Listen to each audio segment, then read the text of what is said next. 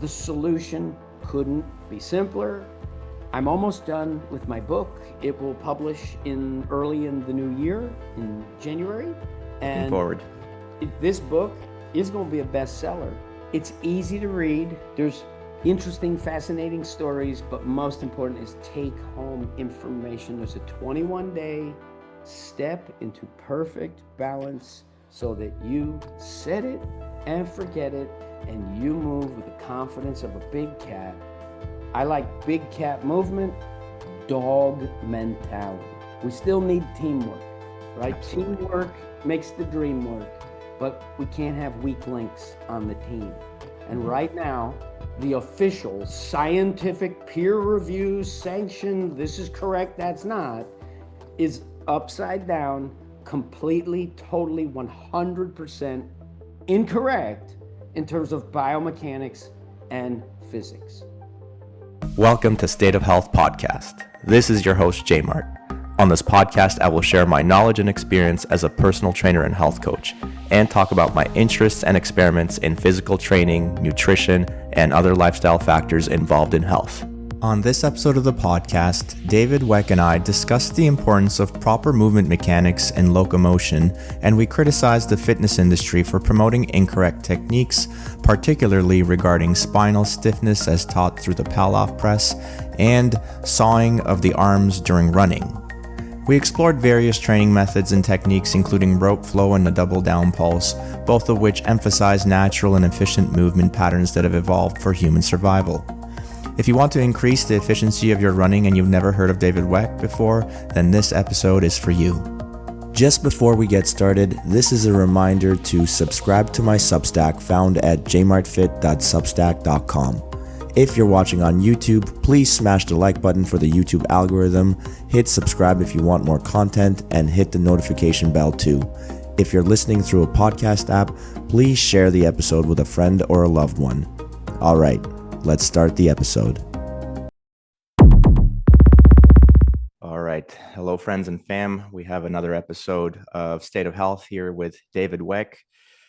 We had a little bit of technical difficulties the first time we joined up, and we're re-recording. Thank you so much for being here, David. I really appreciate your time. Well, I am very much looking forward to this conversation. Awesome. So just to maybe recap our first podcast that came out, I think one of the most important ideas that I really thought about from that was this way that you like to, the lens through which you look at movement and exercise or fitness in general, in that you're trying to see it from the fundamental perspective of humans as apex predators. How did we get there? And it happened through achieving, I guess, extreme competence in a few forms of function that we are capable of. The first one that kind of ties everything together is locomotion. Then we also have swinging, throwing, catching, and carrying. I think it's really important to have this framework in order to analyze, assess, learn, and eventually teach movement and fitness. And it's something that's missing from the regular fitness industry these days, because modern life being so easy that we don't necessarily have to be the apex predators that we are, right? We don't have to go hunting for food. Calories are no longer difficult to obtain. They're easy.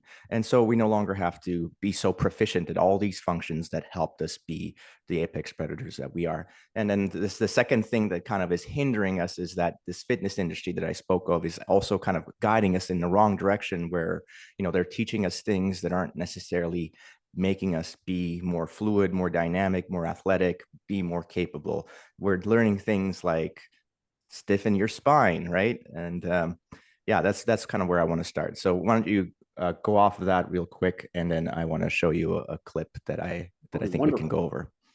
Yeah, well, I think, first principles, okay? First principles is you got to eat, right? You need the air now, you need the water pretty soon, and you need the food within a month. Otherwise, the story's over.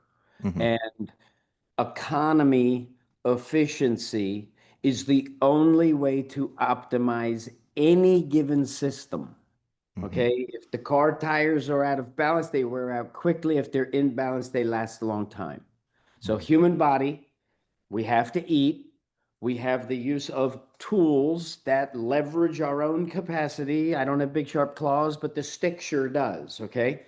So by necessity, humankind moved with efficiency the same way a fox does, a rabbit, a duck, or whatever the fuck moves with efficiency if it's alive on planet Earth. Okay, that's the starting point. Now, we start using this, the noggin, to reduce the burden and increase the capacity of things that we can do, right? And eventually we get to now where you have exercise professionals that are no longer rooted to first principles. Okay. So they're like a child walking into the movie. They don't have a clue, but they're the ones making the rules. And that is the fundamental problem because they win with intellectual bullying. So they'll run circles around, create a myopic little circle jerk they call science peer review, and then anything else that don't apply because it's anecdote, we have the science. Oh, well, I go back to the reality of who is going to eat tonight. What are the requirements of that? Well, one of the requirements is perfect. Poised to pounce, right now ready, not getting tired, balance on one foot, and then the same capacity on the other foot and the capacity to shift and change your weight with perfect force transmission that is most economical because that is the only way to optimize a system. Okay. And the solution is so simple. The solution is just head over foot, coiling core, head over foot takes care of the rest. You don't need to know more than just locate the head over the next step. That's all you need to master to move with the grace that God gave us. And Absolutely. it is disgraceful to build strength on McGill's mistake. Cue up the video. Okay, yes. So thank you for bringing him up. He is the emperor of stiffness. This is a little clip that I saw of McGill talking specifically about what we were just discussing about the spine. And he kind of says the exact opposite of what you're talking about. And so we'll kind of break down what he says. And, people can hear our opinion and hear his opinion and make their decision for themselves. So here we go. I've been lucky to measure, in fact, probably the only scientist in the world who's had the privilege of measuring, world's strongest man competitors, top bodybuilders, world record powerlifters. I'll just pause it there for a second. So right away, he's appealing to authority. That's the way that he's able to get people's attention and get them to believe what he's talking about. He's the only guy that's worked with all these people. But if we actually break down who he's talking about bodybuilders, powerlifters. These are very strong people, but these are not the athletic people that are doing sports on a field or doing things that require rotational power. So, of course, if your sport, the activity you're doing does not require rotational power, then, of course, you don't have to move your spine.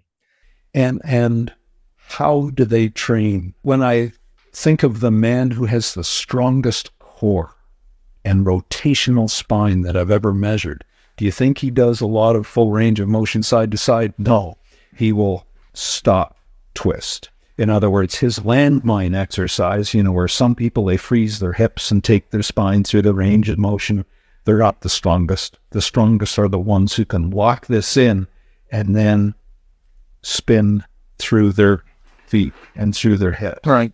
In other words, they are stopping motion. What do you have to say to that? I'd say pomp and circumstance. I would say fraud. I would say intellectual academic bully. I would say, you don't know what you're talking about when it comes to the basics, which is locomotion.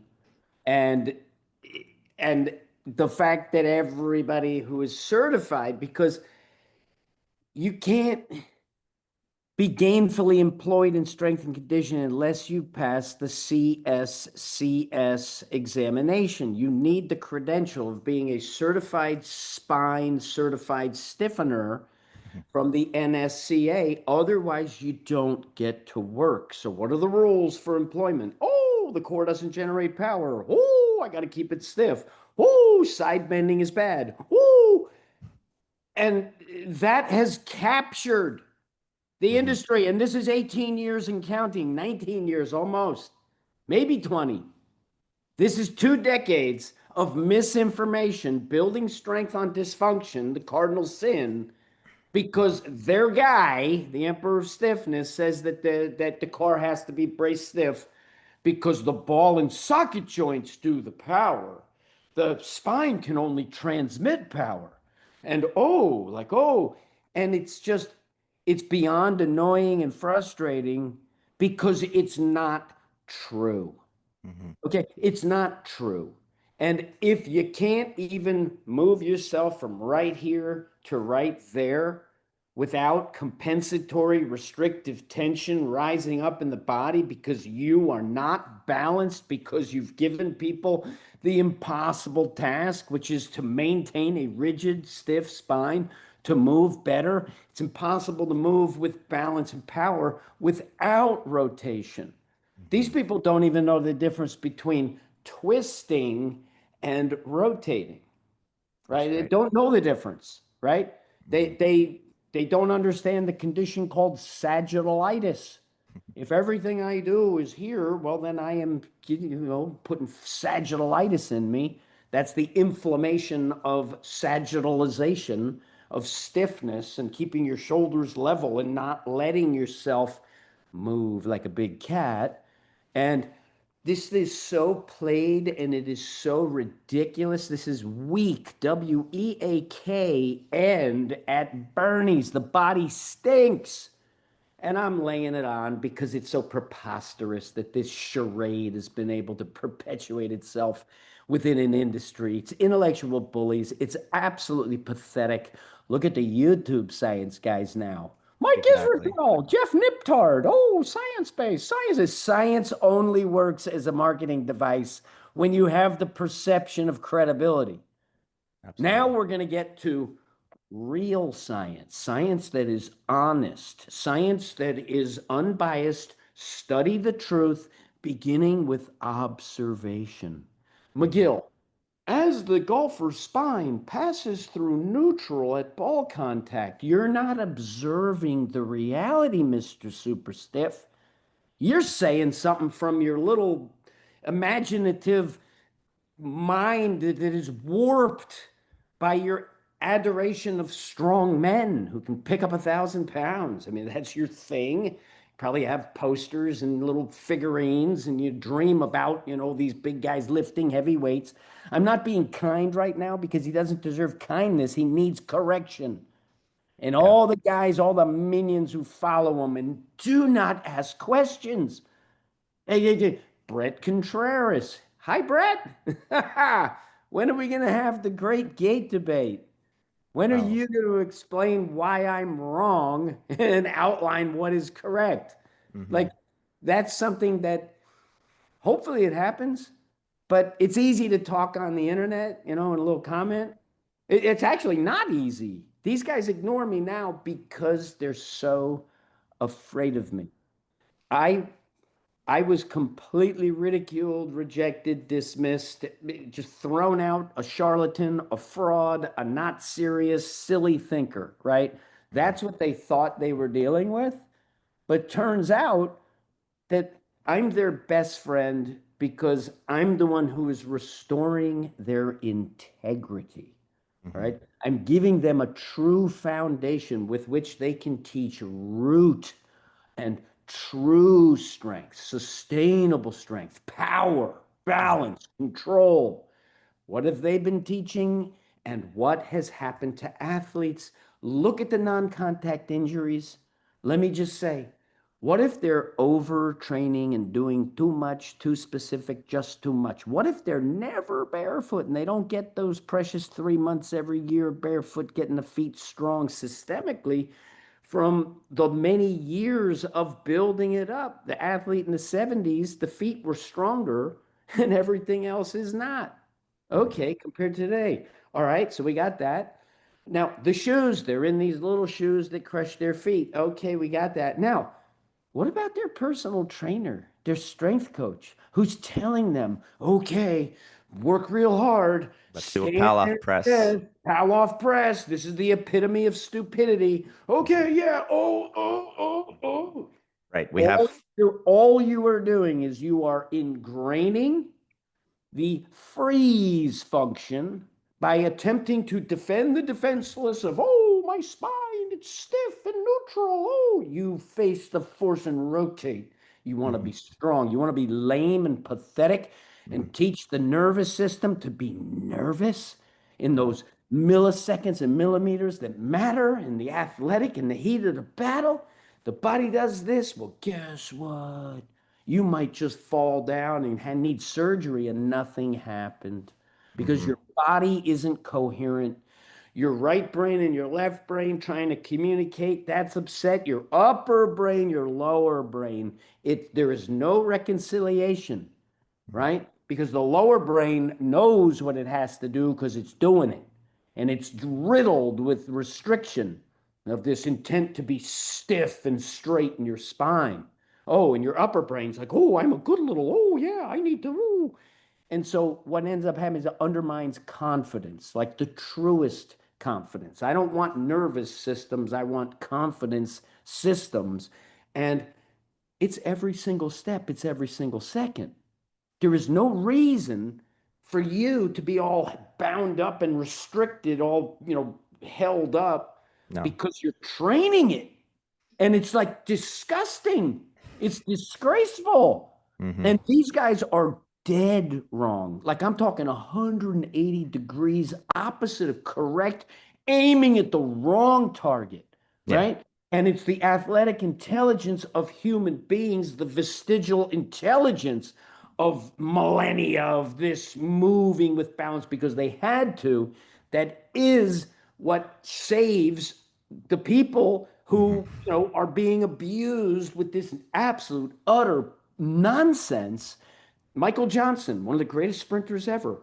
I didn't move my head. I kept perfectly still. Yeah, okay, Michael. Yeah, okay. Yeah, right, sure. You're athletically super intelligent. Intellectually, you don't have a clue because you're dead wrong. Okay? And this is the reality. And you can sense my sarcasm, which is just the result of frustration. Like, this is literally like pierce the fucking boil. Let the ooze of the infection out. The stew is boiling over. The stew is boiling over. That's right. Those two guys are at the center of a shit show that they got to come clean. They I have to mean, be held accountable because if they're not held accountable, well, then we have hundreds of thousands of misinformed, little misanthropic, angry, frustrated people who say mean things on the internet to good people because, oh, I gotta be stiff. Oh. And listen, these guys are the ones who basically slandered the Bosu ball so badly that there are hundreds of thousands of strength coaches out there who believe in their soul that Bosu balls make healthy athletes weaker. That is a scarlet letter that you did that to my Bosu ball. Yeah, hammers suck because they break windows when you wash windows with hammers. Hammers suck. Yeah, hammers are terrible. You see, this is an argument from the weakest of the weak pretending to be strong. It's stupidity pretending to be smart. And here's the rub. These are good people. They're good people. This is not Fauci. This is not Gates. This is not some sick, perverted evil. This is ego and weakness infecting good men, making them weak. As long as they're going to defend the defenseless and say, oh, he's stiff, they are foisting weakness, okay? Weakness. And weakness is what creates evil. Strength is good, weakness is evil. Weak men create bad times, right? Let me Well, try to summarize some of the yeah. things you've talked about. Amen. That was a Amen. And I'm just, what I'm doing is I am laying it on yeah. because Gretzky said, skate to where the puck is going to be. Mhm. Okay. And what I'm saying is, let's all skate to where the puck has always been. Okay. Let's stop pretending. Let's stop bullshitting everybody. Let's stop bullshitting ourselves. Right. And I'm just a little boy telling the truth. The emperor is wearing a straitjacket. You guys are all licking his feet. I could say other body parts, but that's what's happening. And we're going to fix it. The crash will come and it will, like, this is one of those things where, like, this is the beachhead that they have. It's been eroding because it's not true. And I've been eroding their falsehood for a long time. And what'll end up happening? Oh, nothing happened. No, nothing happened. And boom, it all happened. You ain't gonna have a single certified stiff teaching bullshit ever again. And that makes the board mine. It's my board. You play on my board because I have defined the game and I've defined the objective and I've identified X on the map and I've given you the solution. It's not like I'm some critic launching, launching critique without proposing the solution that is so simple that it's like, oh, you guys Available just to look everybody. worse. They look worse and worse and worse and worse. And it's like the Fosbury flop, 1968. Oh, it's better. No, it's not. I'm too afraid. I don't know it. I didn't introduce it. I'm going to be, cut off as irrelevant. That's what the little boy inside them is terrified of. And Mhm. so they have to put on this posturing and pomp and stance and puff themselves up. And they can't do it with their muscles, they do it with their brains, which is all the more insidious. I'm smarter than you. I have a PhD. Mhm. Oh, we all know it's a racket now. So that was a wonderful 20-minute rant, David. Thank you. I just, I'm so, I am so angry. Okay. Like the rage and the furious anger that I feel. Okay. Mhm. It could power it's as strong as the sun. Let's I am so disgusted with the hypocrisy and the evil infecting the world today. And I happen to believe that little fitness is the key to defeating big corruption. Because what we can do with correct understanding, teaching correct intent, is we can instill confidence within each individual that they can, at the very least, trust themselves. So the next time somebody says, here, take this needle and shove it in you and put on a mask and oh, stand 6 feet away from there and do this and do that and don't eat meat, eat bugs. Like we're going to slip down a slope and that's where we end up if we have weakness as the foundation. We add strength. Oh, all of a sudden, oh, wait a minute. Wipe the shit that you're trying to put on me off. I don't need your nonsense anymore. I'm getting sustainably strong for real. And oh, bilateral strength. Yeah. Well, we'll make you stronger bilaterally by optimizing the side. Optimize the side. Bring it together. The center's better. And I have worked with the strongest human beings on the planet. World record power lifters. I've made them stronger. Okay. I've worked with sprinters. I've worked with MMA people. Oh, ho, ho, a boot, a boot, a boot. What I didn't do was take the spine of a pig and take it out and just bend it back and forth to prove that that's going to break it. I think yeah, that's a big to do about nothing. I don't need to do that experiment. absolutely. Right? That's called agenda science. So that's exactly what Science. I was going to say is, and this isn't just restricted to exercise science throughout No, there's a almost lot all of the bad. There's fields. a science. Greg Glassman invited me to the Broken Science Initiative, the first public one. Holy shit.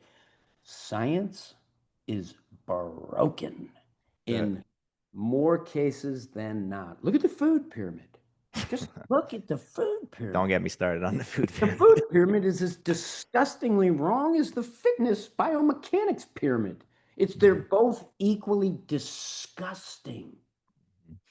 Yeah, so like I was going to say, it's a lot of times, like you say, this agenda science starts with the idea of what they want to be true, and then they go about creating experiments, manipulating variables to come to the conclusion that they already had before the experiment that they ran.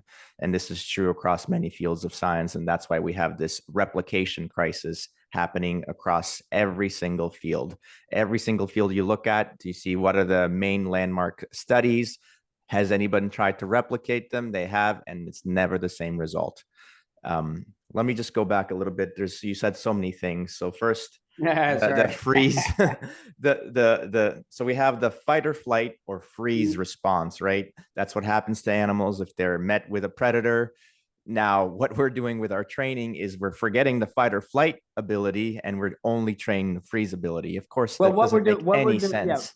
what they're doing is they are creating the foundation, right? Hmm. Which fight, flight, response ability is survival. Okay. Opportunity, threat, you got to do something. You better do it now. Otherwise, you miss the window of opportunity. And that's the way it works. Okay. So what they're doing is they're training the wrong thing called freeze that we don't want to pattern those neural engrams, that your response Absolutely. is to stiffen and uproot yourself because in those moments you're useless, Hmm. right? You got to move under those circumstances, and you made the wrong first move, so you got to make a recovery move as your next move, and the whole thing is a disaster. Hmm. And they have no rebuttal, right? And they know this now. They used to be fat and happy, right? Because, oh, that Bosu guy, he's a joke. But now all the worst for them is the Bosu guy is the one who's defeating them, right? Their core up shin, the corruption in fitness.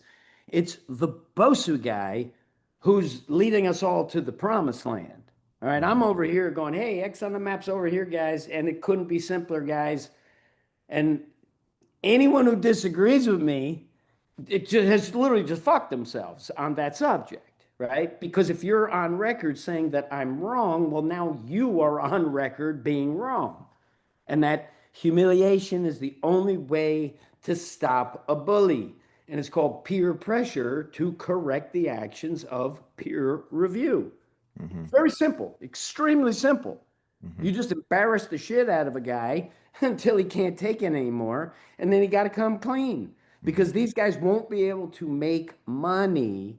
Because what they do is they exploit the suburban affluent. Okay, they have a little gym, and at 3 in the afternoon, all the kids come in. They funnel them through. Okay, Steph, that's the foundation. Now be athletic, yay!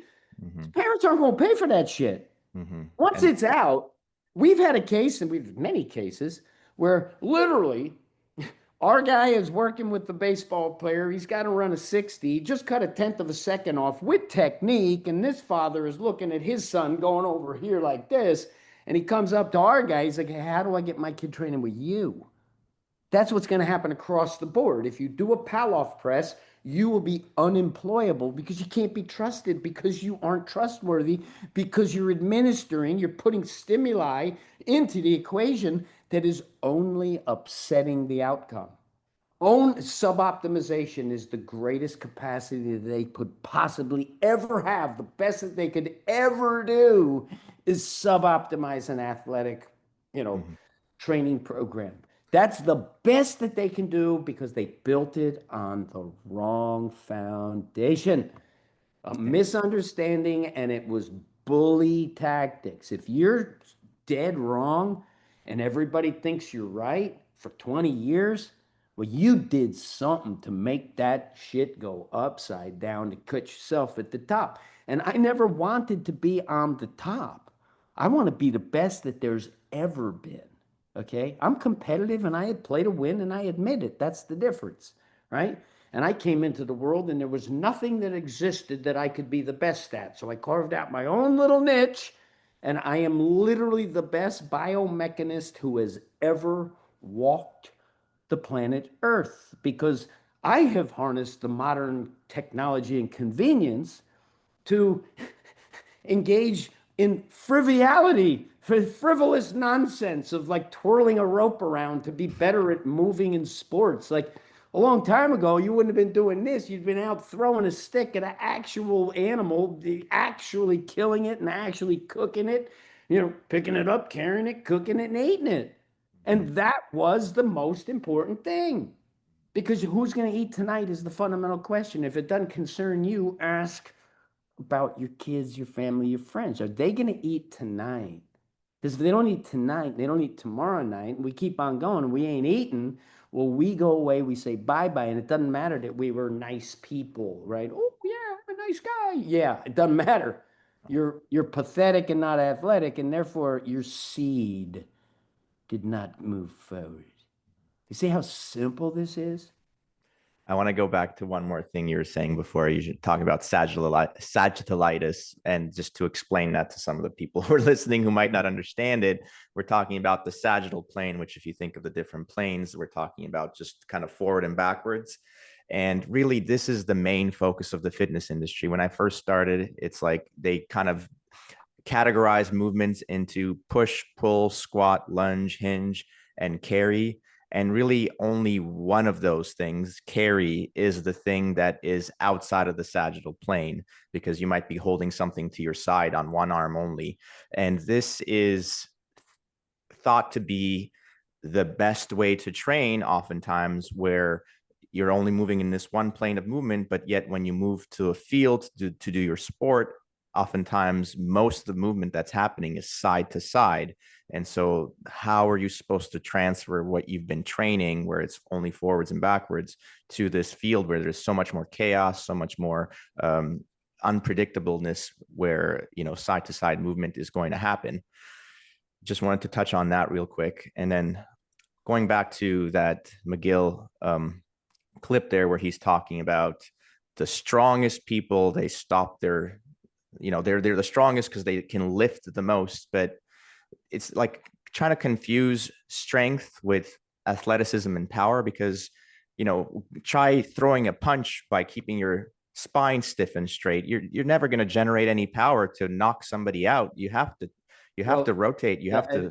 And in McGill's own words, okay, he describes punching mechanics, and it is the worst description of punching, because what he's describing just isn't true, right? Talking about how, I need to stiffen so that I can use my pectoralis major to punch.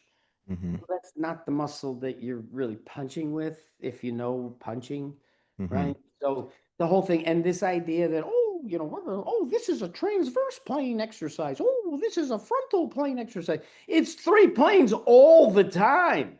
Absolutely. What are we talking about here? We could use it as a mental device to sort of break it down, understand it, individual parts to put it together, but you got to put it together. Oh, this is this. Oh, this is that. And let's look at like the first step is the force transmitting clean in delivery so that you can receive and express the force that you've delivered. Like it's the quality of the pitch that you throw will determine the capacity for you to hit the home run. And if you're throwing yourself knuckleballs and you're fucking chipping it off foul balls, missing the pitch entirely, well, you're not very good. No. Right. And all these analogies are perfect, because what they have done is so preposterous. If you were to step back and just think and look at it, you'd be like, what the fuck is happening? It's insane. It's insane. It's easy to get hypnotized. And I'll retell the story I told last time about seeing McGill in person, where he had this incredible false dichotomy where he puts up an image of a power lifter who can, I think he squatted 1,000 pounds. And then he put up an image of a ballerina dancer doing like a back extension. And kind of, he was trying to say, you can either be super strong and stiff, or you can be weak and flexible, and you can't be both. And, I last time I said to you that everyone was just clapping like seals, but quite honestly, I was also one of the seals clapping because, I was hypnotized by his authority. And it's like I said, told you last time too, I'm a slow thinker. It takes me a long time to absorb knowledge and think about it before I can really say whether it makes sense to me or not. So it took some time to kind of think about that and also observe my surroundings and see lots of people who are both extremely strong and also have an extreme capability to display different ranges of motion, whether it be with their spine or other parts of their body. Yeah, it's not, you don't have to pick one or the other. You definitely can achieve high levels of both. And when I was thinking about this, just one more thing, is the as you're talking about the athletic intelligence, I think a lot of the athletic intelligence that I have comes from the fact that I was early on in my life as a child exposed to dance and tried dancing with a stiff spine. It's impossible. It's just you're not a good dancer, yeah. So Unless that's your shtick, is even then. But anyway. Absolutely. There's always like few exceptions to the rule here and there, but it's just once you learn that through dance and rhythm, you can move your spine and you can develop certain types of efficiencies that you wouldn't be able to get without that same rhythm incorporated into your movement, then you realize that this is just a very stupid idea to say you can only be strong and stiff or flexible and weak. It doesn't make sense. Well, and there's a clip on the internet where it's one of these, sort of Indian stone lifting, and these are giant, 300-pound stone or whatever the hell it is. And this particular stone has little handholds under it, and the guy gets down deep and he thrusts it up, and then he comes and he coils under it. And so he's lifting it and shouldering it easier than if you were to do it sagittal. He wouldn't be able to put it on his shoulder if it were sagittal in this case. So he's here in the deepest, most massive coil because that is fundamentally stronger to pick that thing up. Now, the other thing is correct understanding and application of correct intent gives you the recipe for stronger bilaterally, which is side, side, center. Okay. If I don't go to maximum length on one side to maximize the coil, which is just the association of the same side, hip and shoulder. That's all it is. Your hip and shoulder, they are very powerful now, aren't they? Yeah. Well, when we coil them, when we bring them together and the spinal engine is set up to drive, well, boom, that's where power and athleticism comes from. And the fact that my training makes the strongest in the world stronger at the bilateral lifts, and that is a fact, empirical proof happening all the time. That's right. So you're more athletic and you're stronger. So this idea of presenting these polar opposites and saying, oh, you have to be in one or the other, you're just the fear-mongering guy who is clinging to your position at the very tippy top. I am underneath. I've never sought to be on top. I'm underneath. That's where I sought to be, is underneath, to make what you do better, regardless of what you want to do, and no judgment. We get these functional guys. Oh, yoga's bad. Oh, barbells are bad. Oh, kettlebells are bad. Oh, the little weak sissy. Like, I mean, I am so fed up with the fitness industry. I'm so fed up, but the change is happening. And I do believe we've reached critical mass where it's undeniable I could get hit by a bus and this goes forward. That's where I think it is right now. And I'm taking the olive branch that it's been all along. I am a counter puncher. Okay. I did not come into this industry with a shotgun trying to shoot everybody. Okay. I came into this industry with an olive branch saying, hey, I want to contribute to the collective intelligence and make everyone better. That's who I am, and that's why I'm here. Here's an olive branch, and they start hitting me. right? They start firing bullets at me, right? People are still bashing the Bosu ball to this Shit. day. Oh, shit. Coming in from all angles. Oh, wow. That's how the game is played. Oh, okay. Right. So it's just, oh, the weakness, and the reason why I'm doing this is to, for the purposes of adding on, rubbing it in. I want my pound of flesh for all the fucking bullshit they put on the Bosu ball. Hmm. Healthy athletes get weaker from Bosu balls. That's what your science proved. 19 soccer players do something on Dynadiscs that are fundamentally different than Bosu balls, and suddenly Bosu balls suck. And No, you that got doesn't make the any tippy, sense. tippy, tippy, tippy top of that architecture of Brad Schoenfeld. I am a fellow at the NSCA. I am the world's foremost authority on hypertrophy.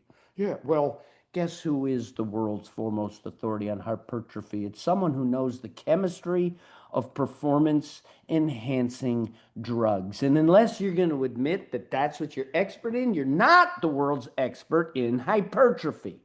And Yeah. that's just a fact. You can have no weak links. You Mhm. cannot have a weak link in today's game. You just can't. You got preparation is the key to success. And Mhm. when you prepare people irresponsibly and you commit the cardinal sin, which is to develop strength on dysfunction, they are the people who are guilty of this crime. Speaking of dysfunction, let me show you another clip here. We talked a little bit about this last time, but let's rehash it because obviously the didn't get saved. So check this out. There's this. This is from that Dr. Matt Menard, learn.to.run on Instagram, and I don't even know. he's actually been on Mark Bell's podcast. So Oh, Mark Bell. he, I love Mark Bell. yeah, me too. But If everybody were like Mark Bell, the world would be mhm. wonderful. But look at this clip. He's got basically him running two different styles, and he's got a video on his head kind of to show you what he's seeing. And he goes, if you see this, where like the thing that he's looking at is moving side to side, he says, then you're doing head over foot, basically. He's doing head over foot running there. But then he changes his running where he's keeping his spine in the midline, just twisting. And now the thing that he's looking at is kind of staying just more stationary in front of him. And to him, that's a better way of running. And then he's kind of puts them side by side and gives a big no with a thumbs down on Right. what to me looks like the better way of running, the head over foot style that you're talking about, and a big thumbs up to this crappy, not athletic way of running, which kind of looks awkward to me. Well, this guy is basically, he doesn't know what he doesn't know, and therefore he's a fool, and he doesn't know that yet. And so he's trying to make some, dramatic point. So he's like exaggerating and like turning his head out like this when no, head over foot, you still make sense. You don't fucking, try to make it bad, right? And Right. even when he's doing straight, you can see if you go slow, and I see it enough that I can see it, he's still going a little bit head over foot when he's doing it like the stiff way, right? Mm-hmm. So this guy's a clown, and he is, and listen, I don't know the guy, might be a nice guy, whatever. He's just a brainwashed minion who built it on McGill's mistake, and he's too afraid of that infrastructure, the bureaucratic academic bullshit. He's terrified of them because they will be mean and they will ostracize him and they'll lump him in the category with the Bosu guys, a charlatan, if he were to step out of line. Yeah, he's a And he physiotherapist. and he's probably not even aware of any of these factors. He's just an innocent little guy who came into an industry and, just suffers like all the other crabs in the bucket, right? Mm-hmm. Promoting bullshit, right? Saying that he's right, all this authority when fucking balance is what is best. Go fuck yourself. You want to say it's not, right? And good for you, right? GFY, you can make that good for you, right? Not go fuck yourself, but good for you when you simply acknowledge what is true, right? And teach what is best. And, oh, I got to be straight. That is an idiotic proposition. And it only harms everyone. Just to spell it out, when you're doing head over foot, then the structure of your body is such that you're funneling the force of gravity perfectly down without any restriction, so that then you can get that rebound and you Yes. can express that in as efficiently as possible to create horizontal propulsion. And Yeah. when Yeah. I mean, I mean, the concept is so sort of obvious and simple. It's like Mhm, you want force to flow free through the fascia to the floor. I mean, it's very mhm, simple. You don't want restriction, right? You don't. And you don't want imbalance, because imbalance creates restriction. mhm, It's by definition. mhm. Your lower brain is is It's trying telling to your upper, protect you. look, you moron, right? You're Mhm, making me do extra work here that is completely unnecessary if you just arrange yourself into the positions with the transitions that are true. True meaning it delivers clean fluid force to and from the ground. And if I'm not going to throw strikes, well, I ain't going to hit home runs. And mhm, it's just so simple. It's so mhm, simple. And the reason why I keep on adding on and saying these things that, oh, wow, he said that guy's a fraud. Yeah, I did, because it's strategic.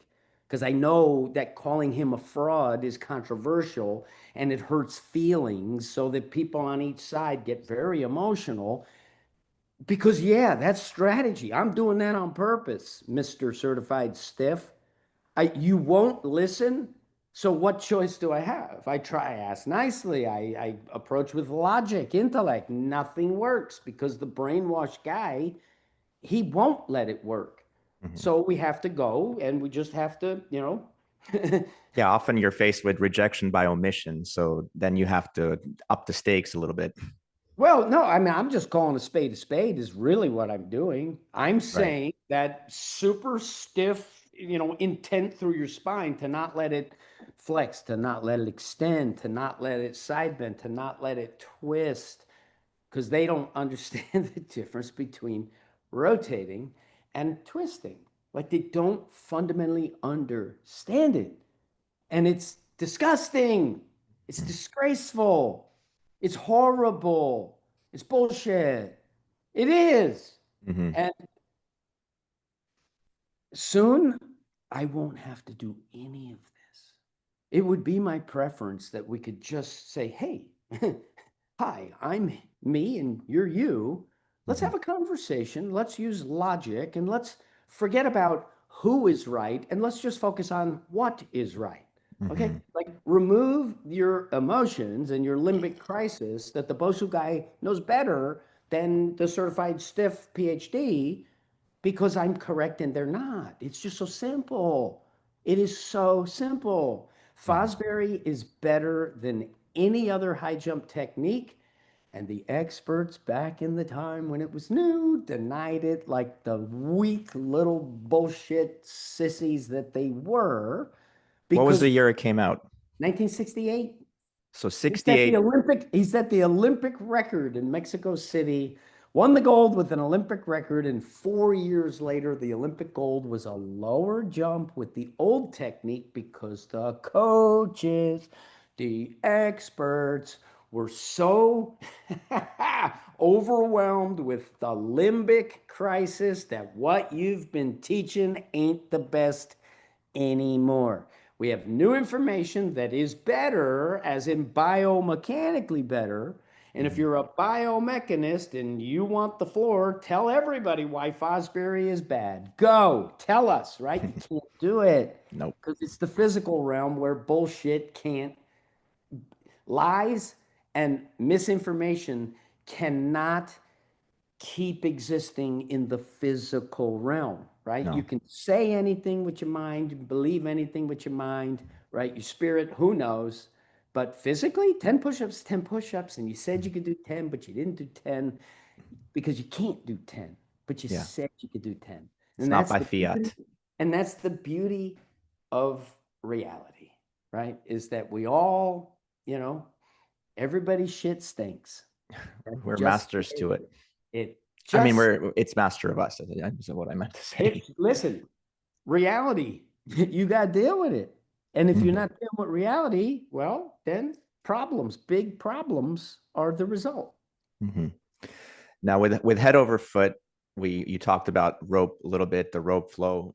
Rope flow is one of the better ways to practice head But over foot. as far as integrating your body, mapping the space within you and around you, rope flow is the Rosetta Stone. Okay, it's the best, single best exercise training modality that one could do to integrate the movement of everything, everything, including the hands. They forgot about the hands. You see, they didn't understand that the hands are the organ of function that we can use to manipulate the proximal tension within our body, right? And if you don't reconcile it all the way to the tips, right? Well, then you're not integrated. So you tell me, you know what I mean? Like, What's what is that? your strategy with the hands? Like, What what's your strategy? What do you do? what's that Right? image of the human body where That's it called yeah, that's represents called that's the homunculus? homunculus. Yes. Homunculus, yeah, it's that Yes. figurine that with the giant lips, and it's all just body parts and brain association. Like how much of your brain is devoted to the sensory motor abilities of the different body parts. Now, your thigh does not have the same sensory capacity and motor capacity as your hands and your feet. Mhm. And your hands and your feet are the interface that communicates and interacts with the world around you. The touch point is your feet and your hands. So what the fuck is your strategy for them? Right? Do you not Absolutely. have a strategy? What's your strategy? Hmm. Right? Hmm. And the irony too is that the feet and the hands are useless if the proximal body is not positioned optimally. If you're Hmm. like way out of balance or you're like, oh, uprooted, well, if your feet and your hands don't matter in that moment because No. you fucked your whole self. Hmm. Right? I mean, it's just so, oh, anyone Yeah. watching this who's made it this far, just, I hope this gives you some understanding of the frustration that I've been dealing with because I've known this for a long time. One thing I want to point out Extremely is frustrating. just how we always say like how easy it is to do head over foot and how easy it could be to learn to do it through something like rope flow. And there's a very vivid example of this in that video with Alethea that you collaborated with, where, and I'll put the link in the description for that video so people can check it out. And last time we spoke about this, you said you basically spent maybe 10-15 minutes with the person, Hmm, showing them the rope flow, showing them a little bit of how to do head over foot. And right. then they have, I'm not exactly sure what their measurement technique is or what the, it's probably some proprietary way that they're using the force plates to give a running score efficiency. But in the video, they had someone who's a pretty competent runner who, before your intervention, had a pretty high score, something like in the 80s for his running efficiency. And only with a short 10 to 15 minute intervention, quick demonstration by you, he was able to up his running score efficiency to in the high 90s. So it can be very quick and easy and fast. Well, yeah, and so that was with Alethea Run. What happened was their chief science officer was having personal problems with his gait, and they have a sensor that you wear near your sacrum that basically maps your movement, and through various algorithmic, assessment or combination, they're able to produce an efficiency score, right? And Okay. this particular individual was a professional soccer player, so he was very athletic, right?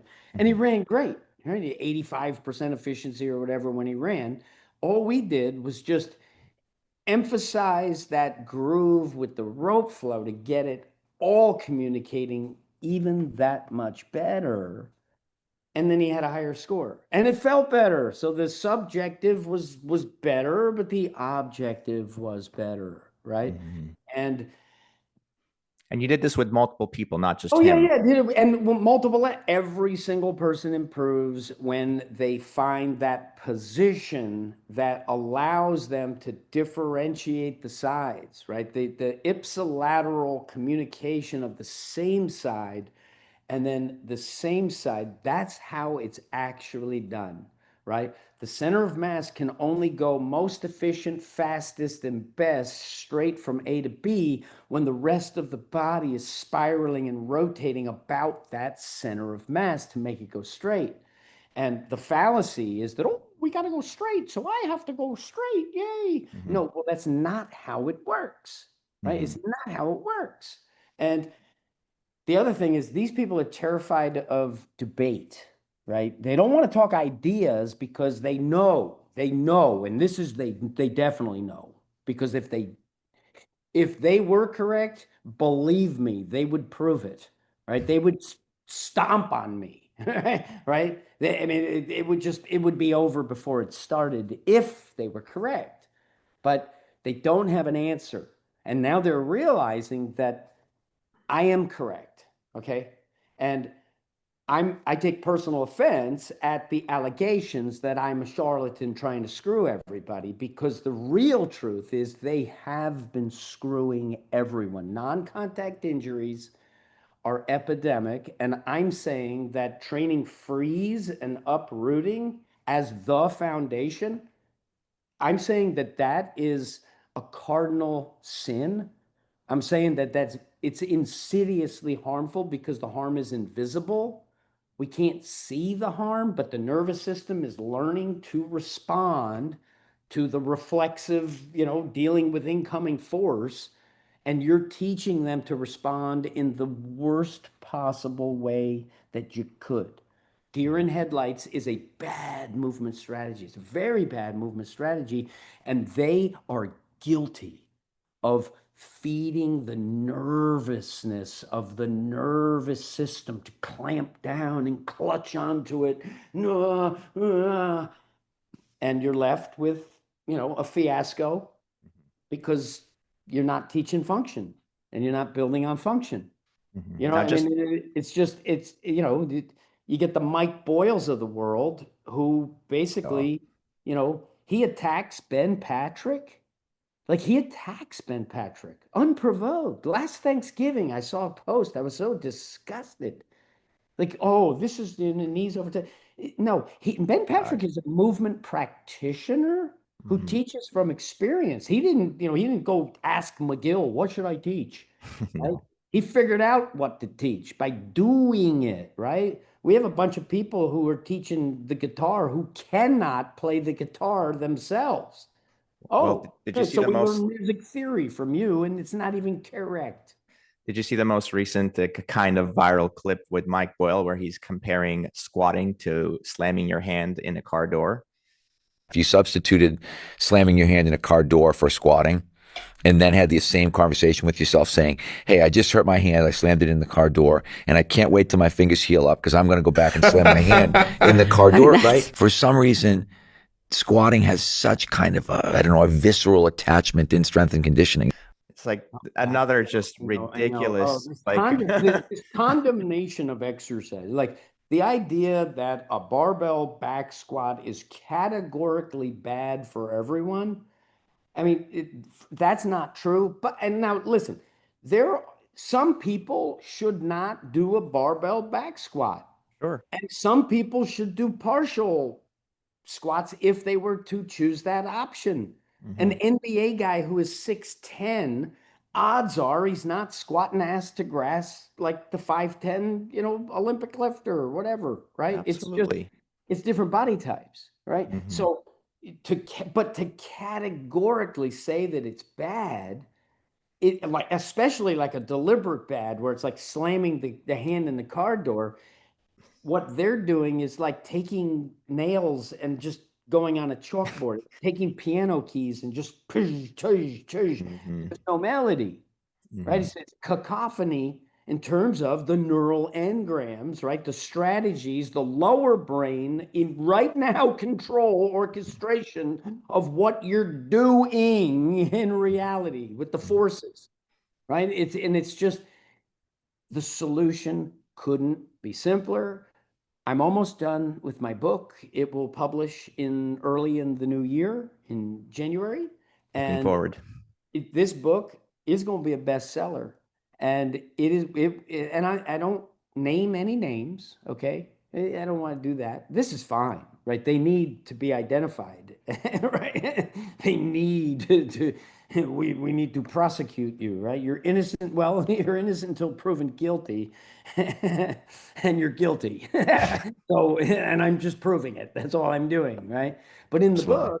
the book, it's it's easy to read. There's interesting, fascinating stories, but most important is take home information. There's a 21-day step into perfect balance so that you set it and forget it and you move with the confidence of a big cat. I like big cat movement, dog mentality. We still need teamwork, right? Absolutely. Teamwork makes the dream work, but we can't have weak links on the team. And right now, the official scientific peer review sanctioned, this is correct, that's not, is upside down, completely, totally, 100% incorrect in terms of biomechanics and physics. And they talk a good game. Oh yeah, like as soon as new information presents, I always pick what's best. Oh yeah, and well, no, you don't. No, you haven't. And we're talking about the foundation. We're not talking about little fucking lights on a Christmas tree. We're talking about the whole thing. Mm-hmm. Now, let me pull it all together a little bit. So we have head over foot. I'm flogging these guys. I'm just like smashing them in the head. I love it. Don't stop it. It's an olive branch. So we have head over foot for perfect balance for locomotion, running, jogging, sprinting, whatever you're doing. Walking. Walking as well. Thank you. And with rope flow, especially if we're doing the underhand figure eight, that's one of the best ways to train that, to learn how to get your balance right, to get your head moving, and to transition from side to side. And then additionally, like you were saying, the rope flow teaches you that down moment on the ipsilateral side. That's where I also learned the timing for the double down pulse. Yes. And these are things that if you actually use the scientific method where your first job is to observe, I've got that covered in spades, because you take someone who's decently athletic, they do what I teach. So I'm teaching what the best actually do, right? It's because I'm not theoretical. I'm actual, right? Theory is wonderful. I love theory. You need theory, but it has to align with reality. Otherwise, you got to go back to the drawing board. Yeah, then you got to prove it or prove it against it. These guys, let's put it this way. The kids menu where they bring out the crayons, okay, they've given you a drawing that doesn't look good and they're ordering you to stay within the lines. Okay. Can I stop you there for a second? Because that's the perfect transition. I want to show you one more thing before we're done here. And here, just take a look at this. So saw, don't chop when running. So they got a figure stick running, and they're talking about moving your arms forwards and backwards, like as if you're sawing, as opposed to pulsing the arms down. Does that give you a bit of a headache or what? No, what it gives me is, it gives me just this sense of like, if I were the guy who made that post, I would want to run, hide, put my head in the sand and pretend that I was never so stupid. Oh God, oh man, I would be humiliated if I posted that, because that's stupid. Right. It's very, very stupid, right? Let's talk about specifically why. That person, because it's vertical force. It's not horizontal force once you're up and going. Vertical force. It run really fast, hit a patch of ice, just keep running really fucking fast. Otherwise, you're going to fall down. You know what I'm saying? It's vertical force, vertical force. And what I want to do is I want to bing, put a little exclamation point on that the opportunity whilst I'm on the ground to get most out of that moment. Right. And if I'm sawing back and forth, all I have is counterbalance. I have no propulsion. I have no jolt. Watch good athletes, okay? Watch them. Here, let me show you another one. up, down, sawing back and forth. That's exactly what you don't do, is saw your hands back and forth. So this is a post with you and Coach Tony Holler where you guys are looking at Tony Holler is amazing. yeah. So with this, we got Asafa Powell, Tyson Gay, and Usain Bolt here. Yes. And you can see them, first of all, perfect head over foot locomotion. And then if I pause where the foot is down, you can see the arms are pulsing down for Bolt here. And let's do the other foot here. Boom. The foot stops. I pause. You can see Tyson Gay, both hands pushing down. Let's do Asafa here. Boom. The foot touches down right there. Both arms are going down. Yeah, and I mean this is what happens when you brainwash an industry, is you set sort of a goal that is inaccurate, and so you start saying very stupid things that are irresponsible, right? If you're misinforming someone how they should orchestrate their movement to comport themselves with balance, which is the key to deep confidence, and you're working against that because you're building on McGill's mistake. I mean, McGill's mistake is why this happened, because he is the deity who they worship, and it's a deity, right? This is emperor, this is kingship, this is monarchy, this is religion, okay? This is zealotry. That's what this is. Right? No bearing to or resemblance to reality, but no, oh, the science says this, so okay, now I'm going to make this post to make myself appealing to the to the powers that be. I'm not gonna think about what's true because I'm too afraid to think about what's true. I don't know what I don't know, so I'm going to parrot this poisonous nonsense that only upsets efficiency. It only upsets efficiency. Yeah. So one thing I want to say with the double down pulse. So let me just kind of summarize my understanding again, because I find this is kind of some of the best ways for me to learn is I say what I think it is, and then you correct or help hone it. Yeah. Hone it in. So when we're doing the double down pulse is we're creating additional force with the upper body and arms because we have the God-given ability to accelerate our arms faster than gravity. Yes. So now there is a punctuation, and especially on the ipsilateral side, meaning on the same side as the foot touching down, yes, we can have additional force pushing into the ground. So we have that rebound effect that can be translated into horizontal propulsion. So that we're faster doing it, but also we're more efficient because the way I've kind of learned to do it is I pulse down at least faster than gravity for a split second, and then I try to maximally relax so that I get that connective tissue recoil that brings the arms back up, and yes, then I can do the exact same thing on the other side. So it's almost like you pulse down and then you relax. You pulse down and you relax. You pulse down, relax, and you just rely on that free energy from the recoil of the connective tissue to be able to do this over and over again. Whereas people say because you're going up and down all the time, that's more energy, but you're not spending energy when it's just coming up on its own, right? Yeah, but basically what happens is with the hands, the upper body, the upper quarter, right?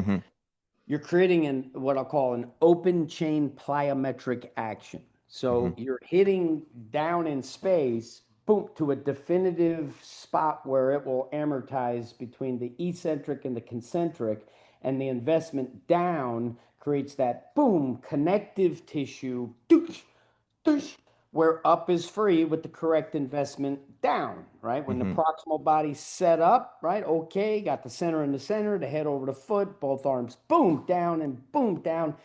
And now you're skipping the stone across the pond. You're not just sinking to the bottom. And it's more economical.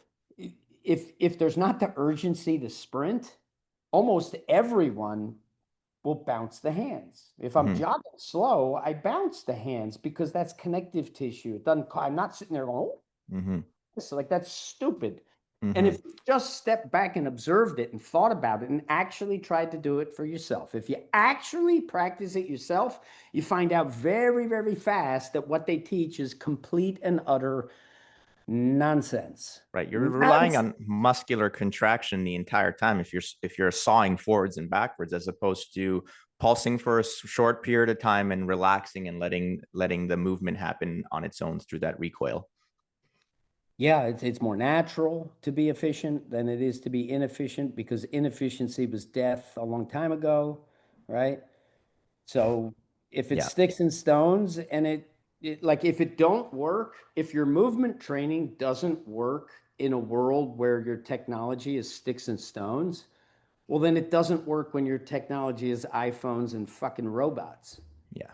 right? We're the same. For all intents and purposes, we are structurally similar to our ancestors who had sticks and stones, Absolutely. right? So, and if your training doesn't work in reality, right, to eat tonight, well, then it goes away, right? God set it up, right? Eat or be eaten, go. Yeah. Now, we said rope flow is a great way to learn head over foot, and also I think it's figuring the out that best way. I double. think it's the best way. And the intervention for those tests that we got the positive response for, the only intervention was underhand with the rope and then locomote with the underhand, so that Yeah. you're getting the timing on that side, the timing on that side, the timing, and you get so many reps. You can do them with essentially no effort, and you could make it as intense as you want to make it, right? So, Now, I mean, you get the spectrum of that. You could do it in a wheelchair. Okay, that's pretty cool. You could do it, you could have a knee operation yesterday. You could still do rope flow today. Oh, that's kind of cool. I could be as healthy as I could be, and I could do it really fast. But the key is being smooth. And smooth is the priority. And force transmission is the priority. So if I am building strength that cannot be transmitted, well, now I'm getting stuck, and more problems will manifest than even if I hadn't strength trained. I mean, how crazy is that? A good thing turns bad. And I am fully 100% in the camp that stronger is better. Okay, Michael Jordan was a better basketball player when he had muscles than when he didn't have his big muscles. And he built his muscles with conventional strength training that didn't upset his coordination and his range of motion and his springiness. It only made him better. We look at baseball and the performance enhancing drug. Barry Bonds, was he better with muscles or was he better with less muscles? Mark McGwire, Roger Clemens, Sammy Sosa, right? Everybody who, Jose Canseco, were they better with muscles or were they worse with muscles? Right? So pendulum swings, right? It swings. And today it's sort of getting to this nervous system fascia, real fast stuff. Yeah, but stronger is still better. I'm not throwing no babies out with no bath water. absolutely What I'm not. saying is I want my cake and eat it too. Okay. And we get both when we are aligned with reality. Why is a boy better than a girl at sports? It's because he's stronger, pound for pound. His bones are stronger. It's a hormonal thing. Okay. It just is what it is. It just is. Where I wanted to take it though with the learning the pulsing is we can learn it with the rope, but you've also invented a tool that helps learn it as well. The propulsors. To train it, to teach it so you get the pattern, and to train it so that the tissues are stronger for the function, right? We can develop, depending upon the function, we can change the structure. The structure will dictate the function, and then how you perform the function will slowly over time transform the structure. And this is due to Oh, that's fascia. interesting, isn't it? Yes, and fascia is the organ of form. It is ubiquitous. There is not one cell in your body that's not enveloped, separated, and surrounded by fascia. It's ubiquitous. It's everything. And in Chinese medicine, which I have studied, so I get it from the West and I get it from the East, and we go to the same place, which is the result that we want, which is we're going to eat tonight. When you are hungry, but you know that you have the capacity to get dinner, well, now the parasympathetic state and the sympathetic state, you get reconciliation because you're now ambivalent. You're poised to pounce and you're parasympathetic because you know that you're going to get it, right? You knows you're gonna get it. So bang, sympathetic, bang, right back to parasympathetic, because I'm gonna eat tonight. There's nothing more nervous than you can't get another breath right now. Nothing will make fear and priority manifest immediately is no more breaths. No more breaths. That'll make that. Oh, it gets serious as a heart attack extremely quickly. 4 minutes and you're gone. Bye bye. Right? Bye bye. You need water in about 3 days, otherwise you're going to wither and dehydrate. You need food in about 30 days, otherwise you will wither and die. Gone. Right? Your seed, which you have a drive to procreate, doesn't exist anymore because you're a spinal stiff. A spinal stiff. Now There's with an interview where McGill is like proving the point of why Greg Nowitzki's wrong. Is, oh, well, I have a surgeon friend who said, well, when I fuse the entire spine of a patient, they can still walk. Therefore, the pedestrian theory is correct. Oh, okay, yeah, you could walk on your knees. You could fucking walk. Like, what are you talking about? Just because you can means that that's correct? mm-hmm. You deal with what you got. The soft tissue will still coil even if the spine can't bend. Mm. Tissues connected to that spine still have to differentiate and change. It's just oh God. I mean, oh God, oh God, oh God. I am looking so forward to the day when all of the lies and misinformation are just done and everybody can agree that reality is what we all going to bend the knee to, right? Mm-hmm. It's not about the people. It's not about the characters. It's not about the actors. It's about the play. Mm-hmm. And if you want to play your absolute best, you need balance first and foremost. On Mm-hmm. the chessboard, balance is the king, strength is the queen, and all the other pieces coordinate. Mm-hmm. But the balance keeps the game going. If you don't have balance, the game is over. Mm-hmm. And Absolutely. you need to find strength in weakness by harnessing the strength of the bones, which are always strong. Yes, they So are. if you get a fever and it's 105 degrees and you got nothing, the only way you're going to get there is use the bones. Do as little as you possibly can. Use the structure to have integrity so the force flows through the strongest parts of your body, which are the bones. Without the bone, I was talking to Tom Myers the other day, and when you take a muscle off the bone with a scalpel, Mm-hmm. the muscles need context because Mm. the form is just a jellyfish now. Mm. And depending upon multi-pennate muscles and pennate whatever, the architecture of that muscle, if it doesn't have an origin and insertion, it doesn't have the shape of the muscle when it's on your body. Wow. Oh, really? Yeah, everything's in context. It's all Absolutely. about communication. How does it communicate with this part? How does it communicate with Mm-hmm. this part to Mm-hmm. take the mass and boom, deliver it, receive it, express it? Mm-hmm. I mean, it's just so common sense. Yeah. It's just so Another common sense. anatomist who I'm sure you know, Gil Headley. He's always Oh, talking he's about, great. I like Gil Headley. yeah, he's Yeah, always the talking about fuzz, the the fuzz, the fuzz, fuzz. the fuzz. Yeah. He's referring to fascia as the fuzz. Yeah, he's always talking about the relationships of the different tissue. It's the most important thing is what relationships they have with one another, and kind of resonated with me when you said about the context, right? The Yeah, it's the context context defines the of it. relationship. Right. Without the bones, you're a jellyfish. Yeah, exactly. Without the bones, you're a jellyfish. Mhm. Now, let me just take it back to the propulsors one more time. It took me a Yeah. long time thinking about it to kind of understand what is going on here. So, with the propulsors, you have an additional weight in your hands, and so when you're pulsing down, you have, besides the weight of your arms or upper quarter, you also have that additional weight that is creating additional force into the ground to help you accelerate. But then, what I was thinking is, at that point when you're pulsing down, the beads that are inside the propulsor, they're going up and hitting the top of the container. And so while you do have the extra weight pushing down, but you also have this variable beads that are helping you lift up. And is that why you're feeling less of the impact and are feeling lighter and are able to go faster even with more weight? Is that what's going on? So the key is inside of the propulsor is weight that shifts.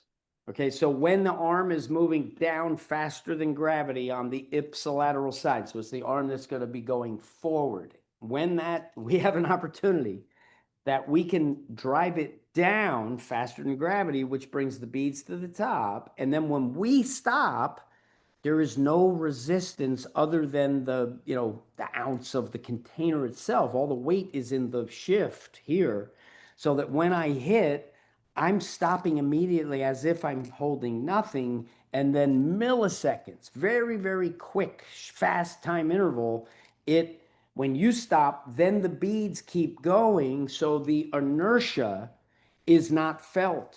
The inertia is all concentrated. It concentrates all that momentum into one moment where it goes boom, boom, and then it bounces and it boom elicits this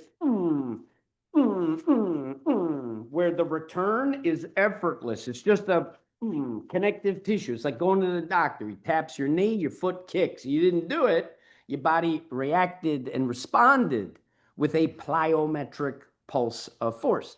And that is how the propulsors work. And you can run up a set of stairs or up a hill faster with propulsors than you can without. That's counterintuitive, that you could add mass to the distal extremities and move the entirety of yourself faster through space. People who are really good at the pulsars will run at a faster top speed with them than without them. Oh, okay. So it's a training stimulus that didn't exist because the technique was unknown. And I discovered the technique, and took me about 7 years, 6 or 7 years, probably 6 years, to figure out a training stimulus that would feed this pattern. So it's not like, oh, I just invented this in thin air.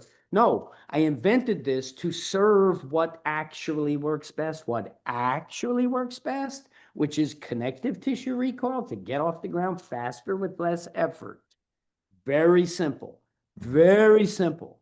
And these neutered, terrified little pretenders, oh, they're maracas. Oh, you definitely don't want to do that. Oh, yeah, solve them back and forth. Oh, yeah, keep yourself stiff. Oh, yeah. It's a bunch of pretenders misinforming people with scientific authority.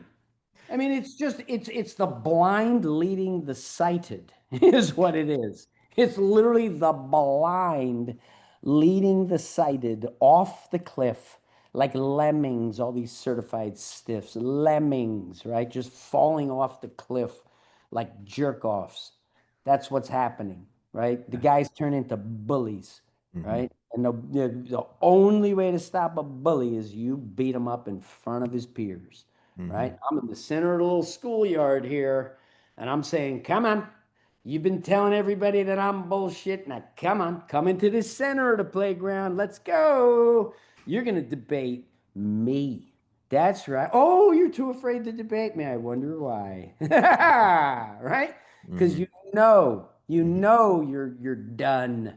It's weekend at Bernie's. You're done. Certified spinal stiffness specialist.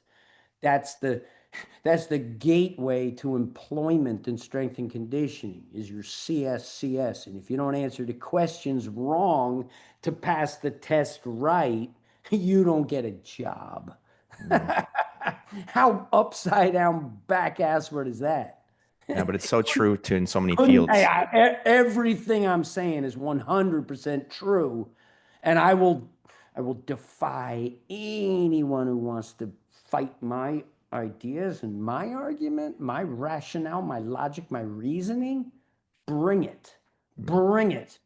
And the reason they don't bring it is because they now know that they are on the losing side. Their boat is taking on water, but their ego just can't handle it. The limbic crisis. If I were in their shoes, I would not be sleeping. I wouldn't be able to eat. I would be in so much crisis that I'm actually a fraud, that I could not live with myself. Mm, I couldn't live with myself if I found out I was a fraud. I literally couldn't do it. I would short circuit because integrity is that important to me. of course. Literally. So what I would do is I would strategically align with what's fucking true and get the fuck over it in terms of my own feelings so that I could serve humanity, Yeah. humankind, Greater right? purpose. Greater purpose. Confidence is the sexiest thing on earth. Confidence. And unless you are balanced with physical integrity, you do not have fundamental confidence. Underneath, can't fake it, can't buy it, gotta do it, go fuck yourself, or good for you.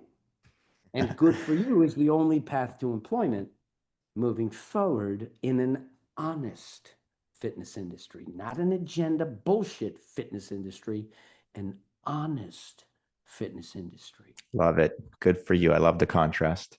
All right, we've gone for an hour and a half here. We can be done here if you want. I just maybe one last question. This is a little bit outside of your expertise now, but I know recently you've been interacting with, I think it's called the Rise and Restore program by is it John yes. Brookfield? Oh my gosh. So I've only discovered him recently because I've been figuring out maybe some grip strength stuff. I've been trying to focus that, make that a bit more of a focus for myself. I came across him, then I found that he had this breathing program, and then serendipitously I realized that you were interacting with it. Can you tell me a little bit more about that and how that's informing the Weck method? Yeah, so John Brookfield is like an anomaly. Okay, the guy is legendary strong with feats of strength that nobody else can do, right? And he created his own breathing strategy system training called Rise and Restore. And he actually called me up and told me about it, and we collabed on it. So we shot the most updated version of this course at the Weck Method Lab, and it'll be available on our education portal. And for me personally, I view that is the only thing in terms of just, necessities, essentials. John Brookfield's work is underneath my work because breathing is the priority. The next priority, functionally speaking, is walking. So breathing and walking are the two most fundamental things. You need to breathe and you need to move. And you could eat the healthiest food in the world and you don't move for a month, you're not going to be very good.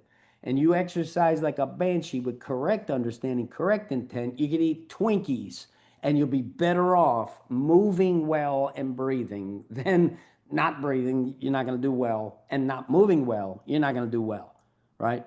So if we're going to build something that will endure and that will flourish and that will bring strength and kindness to humankind and get everybody to get out of the fucking mean times right now, where the norm is to be a weakling who says mean, unwarranted, unprovoked attacks from a position of not understanding what they don't understand. We're Tell me talking a little bit more about the breathing, though, about the Okay, Rise and sorry. Restore. Sorry. I got a little bit Yeah, sidetracked. okay, the breathing. So basically what John Brookfield does is all through the nose, this particular, you're not holding your breath, because I've tried, the popular breath courses. If you know of it, I've probably tried it. Mhm, And they all seem to always just devolve into hold your breath. mhm, Whether it's blow out all your air, now hold your breath. Hyperventilate, now hold your breath. I'm not saying that's bad. I'm saying that I ain't going to do that over a long period of time, because mhm, it's frustrating, it's painful, it's annoying. Because mhm, last Tuesday I held my breath for 3.5 minutes, and today I can only get to 2.5. Holy shit. It sucks. Now, mhm, John doesn't do any breath holds, but the irony is what he teaches is you're going to create more space and more coordination with your breath. So mm, you'll be able to find areas, right, and expand them. And the intercostal muscles are the unsung heroes of breathing muscles. And John Brookfield figured out how to inhale, all these different strategies where you're increasing the space, increasing the coordination that results in global enhancement of all things when your breathing function is better. And John Brookfield has created the best breathing system that I have ever found.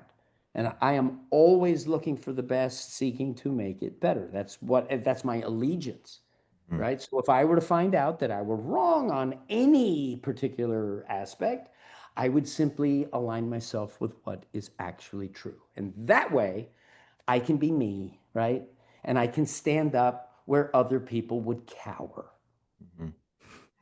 Yeah, I'm definitely going to be getting that program and diving deep into John's system.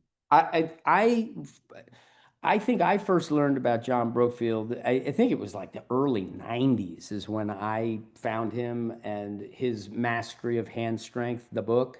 We're talking 1995. I don't know. That's when I sort of, was buying John Brookfield's books, right? Yeah, he's got And 3 or 4 different books. yeah, and I mean the guy, he is an anomaly. And what's great about John too is that the people who hate me, they like John, right? They respect John because John does stuff that they don't understand, but John doesn't threaten them because John doesn't have a piece of plastic that he makes millions of dollars on, He's right? also got a very calm demeanor. It's Yeah, yeah. quite a Oh, contrast to absolutely. you. Yeah. Oh, yeah, absolutely. But he doesn't get a lot of people attacking him, right? Especially the science guys don't attack John because they know that would They're be very scared of him. He would stupid. rip No, them apart. it would just be so stupid, right? To try to deny John Brookfield. That would be Yeah. very stupid. And John is legend in strength. So, he's torn, 100 decks of cards in a minute or whatever it is, like feats of strength that nobody else has been able to do.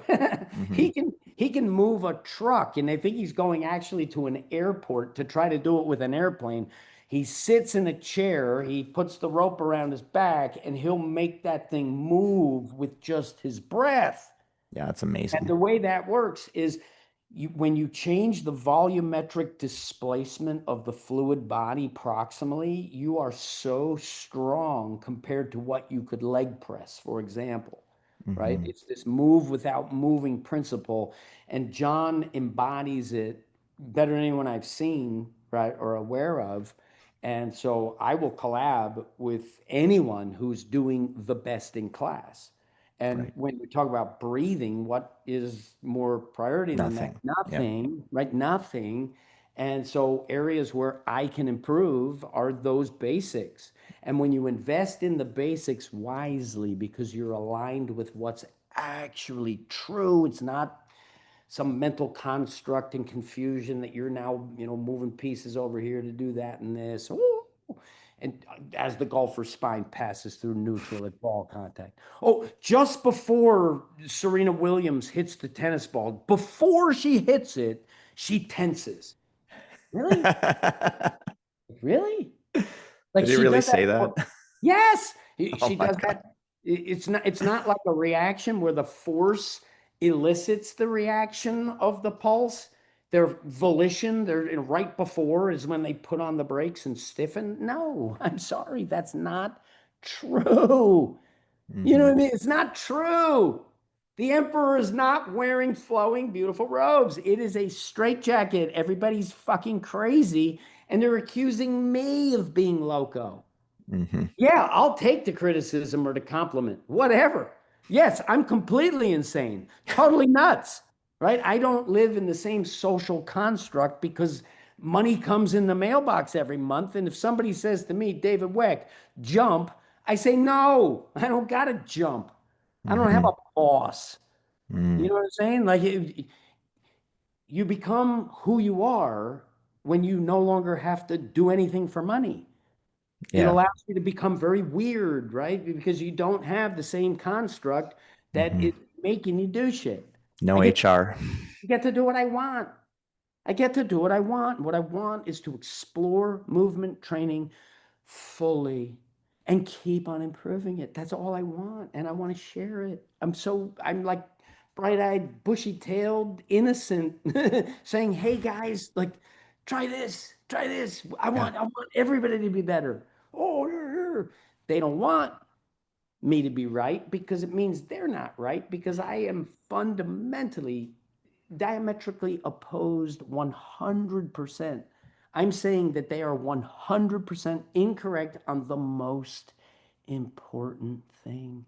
The most important thing. They're miseducating, right? And so Absolutely. it puts them in quite a dilemma because now I'm partnering with John Brookfield. They go, Mhm. boy, I love John Brookfield. I hate Weck, but now Weck and Brookfield are Mhm. aligned. Like, oh, geez, what's that do to me? I'm just squeezing these guys. I'm from New Jersey. And if you want to fuck with New Jersey unjustly, make false accusations, right? To steer the narrative in your favor against function, well, then I will fight. I will fight because I'm fighting with the truth. I love it. David play Goliath. Mhm. Goliath no longer. You ain't going to be able to go out there and lieth no more.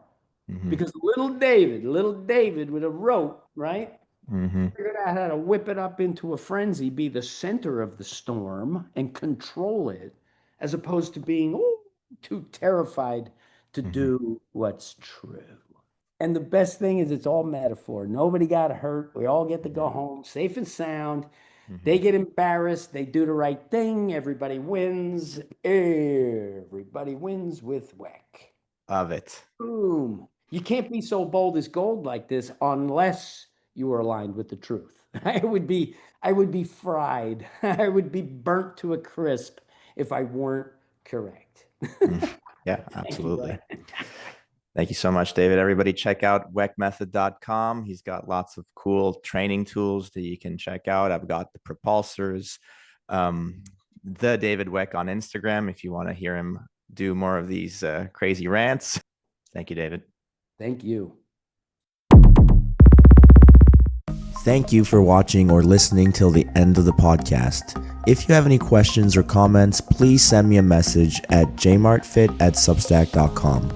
You can also reach me through social media at jmartfit on Instagram and X. I'm also on Nostr. All the links are in the description. Love you all. Have a good week. Stay active. Be grateful. J-Mart out.